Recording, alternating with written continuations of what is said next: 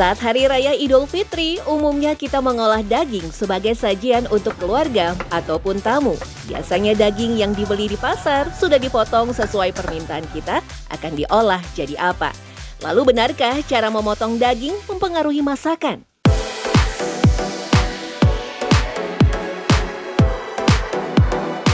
Kalau daging buat dimasak, biasanya nggak besar-besar. Biasanya masaknya kecil, tapi kalau buat prasmanan potong 25. Kalau buat besek potong 20, biasanya begitu. Kalau rendang itu saya mintanya lebih agak lebar. Lebar ya, agak tipis otomatis. Kalau semur agak tebal. Samsudin sudah menjadi pemotong daging selama 30 tahun di pasar tradisional Bogor, Jawa Barat. Setiap hari ada ratusan pembeli yang meminta potongan daging dengan ukuran berbeda-beda di lapak dagingnya. Jelang Lebaran tentu saja permintaan terbanyak adalah potongan daging rendang.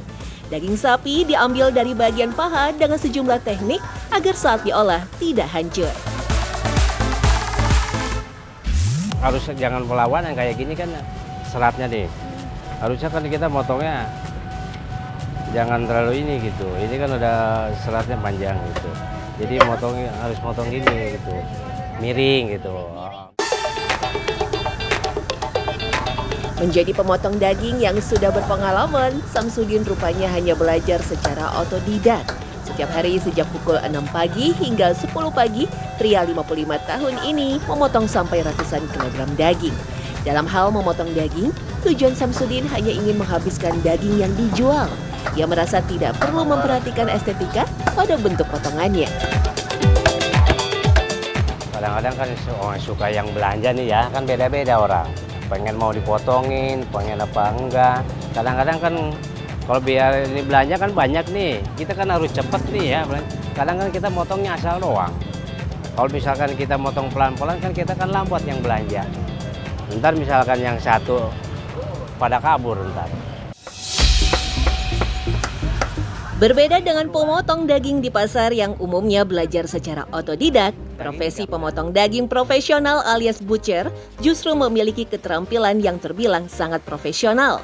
Seorang butcher mengikuti pelatihan serta mempelajarinya secara mendalam tentang anatomi tubuh hewan yang akan dipotong. Selain menghasilkan potongan yang rapi, para butcher juga memastikan setiap potongan daging yang dijual harus bernilai tinggi.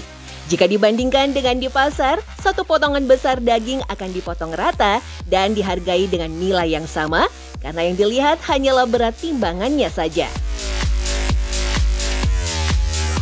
Teknisnya ya, jadi bisa mengolah dagingnya, dia tahu, oh ini tuh untuk bagusnya masakan apa. Jadi dia bisa mengasih saran gitu ya ke customernya, oh ini bisa untuk masakan ini bu, ini yang ini baiknya untuk masakan ini. Jadi contohnya misalnya kalau yang kita sering mungkin bikin steak gitu ya, bikin steak kan kita carinya potongan yang uratnya biasanya nggak terlalu banyak gitu ya. Sedangkan kalau misalnya untuk semur, kita butuh kaldu, jadi kita cari potongan daging yang biasanya deket sama tulang. Makanya biasa kalau untuk semur, sengkel ya, itu yang lebih terkenal kan. Karena memang biasanya banyak urat. Salah satu pelatihan menjadi pemotong daging profesional di Sunter, Jakarta Utara mendatangkan pengajar dari luar negeri. Para butcher diajarkan menentukan sisi daging yang bernilai fantastis, sehingga bisa menguntungkan para penjual daging di supermarket, pasar, ataupun resto. Seperti halnya pada beberapa bagian tubuh sapi, banyak yang dianggap tidak berguna, bahkan sulit diolah. Namun di tangan butcher bisa menjadi bahan hidangan yang istimewa. Bahkan dari yang awalnya dihargai Rp100.000 per kilogram bisa menjadi Rp300.000 hanya dengan cara memotongnya. Saya ngambil contohnya misalnya kayak bagian pinggul sapi, di mana biasa kita sering nyebutnya itu ram. Kalau untuk bahasa di daging impornya ya. Nah itu sebenarnya tuh dari bagian permukaan atasnya itu bisa dibuka lagi ototnya. Jadi dalam satu bongkahan itu tuh ada otot-otot kecil lainnya.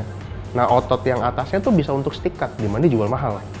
Nah otot yang bagian bawahnya sendiri yang sisanya itu ada lagi yang bisa untuk stick cut, tapi yang mungkin nggak seenak yang atasnya. Jadi harga jualnya mungkin lebih rendah sedikit. Nah, kalau yang nggak tahu, kebanyakan kan udah potong aja.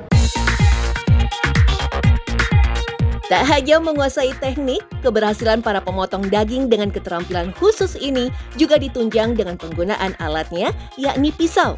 Jika biasanya di dapur hanya ada satu bentuk pisau, butcher mempunyai belasan jenis pisau yang memiliki kegunaan dan fungsi berbeda. Demi mendapatkan potongan yang sempurna, tentu menggunakan pisau yang berkualitas serta teknik pemakaiannya. Dalam segi memotong daging sendiri juga memiliki beberapa teknik khusus. Karena jika salah dalam memotong atau tekanan pisaunya tidak tepat, itu akan menghasilkan daging yang tebalnya tidak rata seperti ini. Dibandingkan dengan punya Mas Wahyu yang sudah profesional memiliki ketebalan yang rata dari ujung sampai ke ujung ya Mas. Dari segi olahan masakan yang dihasilkan, cara memotong tentu saja berpengaruh. Terlalu tebal dalam memotong, maka masakan yang dihasilkan tidak bisa matang sempurna.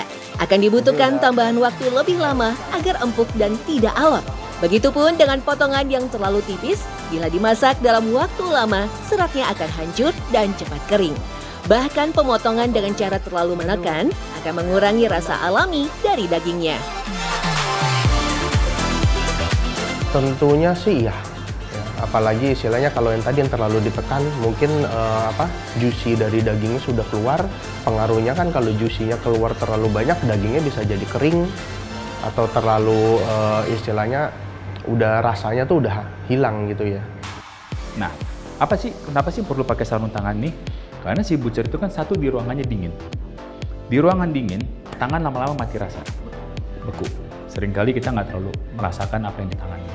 Nah, dia harus tarik si tulang ini keluar, daging itu ditarik ke dalam. Biasanya, waktu dia lagi motong begini, tangan seringkali kebentur dengan pisau. Butcher juga memiliki standar khusus untuk menjaga kualitas potongan hingga kualitas daging. Bahkan dari cara memegang, pisau harus digenggam dengan jari yang kuat agar tekanan saat memotong tidak merusak daging dan juga tidak membahayakan diri mereka sendiri.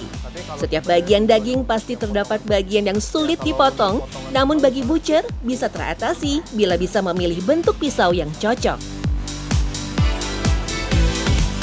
Potong daging itu nggak perlu pisau tebal-tebal seperti ini.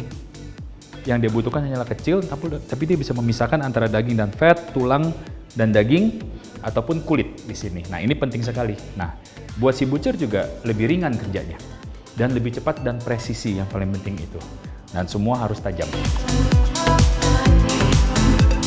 Profesi seorang butcher yang mempelajari ilmu pemotongan daging hingga melibatkan tenaga luar negeri menjadi profesi yang tidak terlalu dikenal di Indonesia, meski keberadaannya sangat penting di dunia kuliner. Namun di beberapa negara, keistimewaan profesi butcher justru mendapat perhatian hingga dikompetisikan dalam kontes internasional World Butcher Challenge yang menilai berdasarkan kecepatan dan bentuk potongan dagingnya. Dengan kombinasi keterampilan memotong daging yang baik, pengetahuan tentang daging, keterampilan komunikasi yang baik, dan kemampuan untuk menjaga kebersihan dan keamanan, seorang butcher dapat menjadi aset yang berharga dalam industri daging, menyediakan produk berkualitas tinggi kepada pelanggan mereka.